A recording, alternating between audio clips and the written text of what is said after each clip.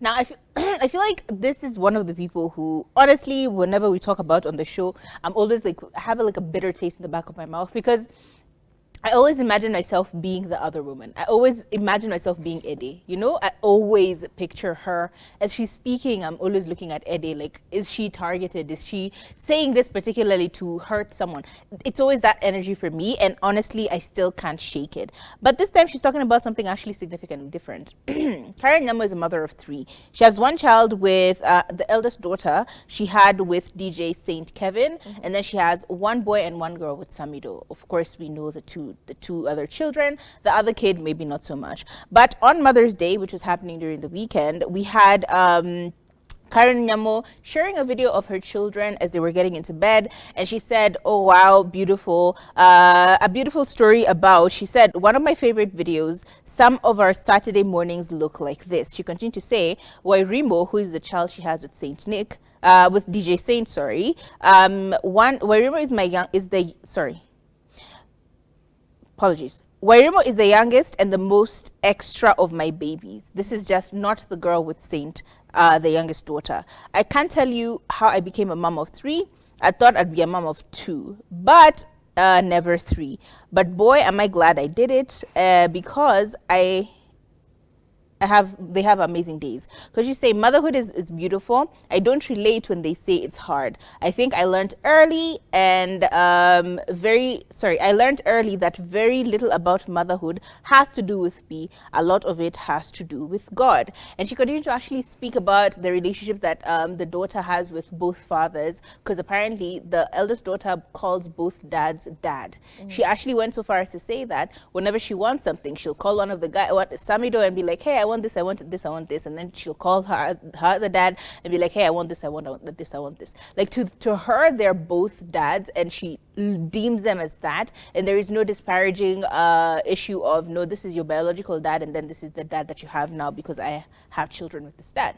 So it was one of those sort of heartwarming stories where you feel like it's such a nice blended family, but that, again, I say this with the context of I take issue with how this started.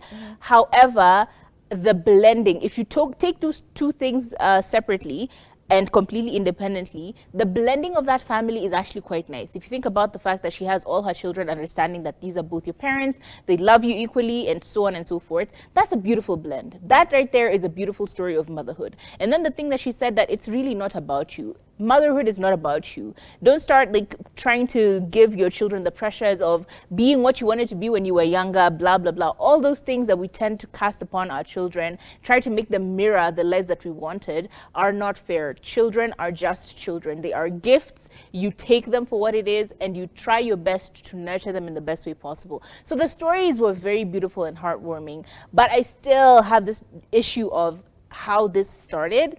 It always still bugs me, so it never really sits right with me. It will always be a thing of, okay, fine, yeah, it was kind of cute, but at the same time, why did you have to ruin someone else's happily ever after as well? Do you know what I mean? Anyway, that's my 2 cents. But when you do think about it, it's not like she came in and home wrecked, this person's, She aided. Yeah, you can't And call her a abetted. home wrecker when this other person pursued her relentlessly, like pursued her, and yeah, we just can't lay blame on one person. But I do understand, and sometimes we forget that the people who are doing all of these things and entertaining us and providing all of these stories are, at the end of the day, human beings, just human beings who want to live, human beings who had this dream and this idea in their head or this fantasy, and now it's playing out in public. A lot of us are going through a lot of things, and if we were to, put under a microscope and other people now look in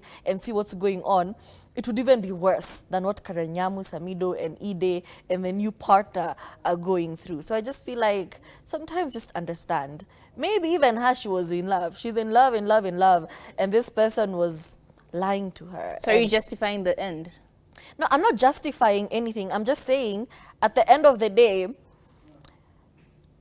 2 people decided to do all of this. So even if we sit here and try to make her the villain, it just doesn't make sense. But the expense It's of a bit someone else, that's my hypocritical, issue. you know. My issue is, yes, you got your happily ever after, but at the expense of someone else. Yeah, That's where I take issue. Yeah, I'm just saying Samido did play a part in this, but I am happy for her. I am happy that things are working out. I am happy that she gets to enjoy this small moments, this, loving moments with her children.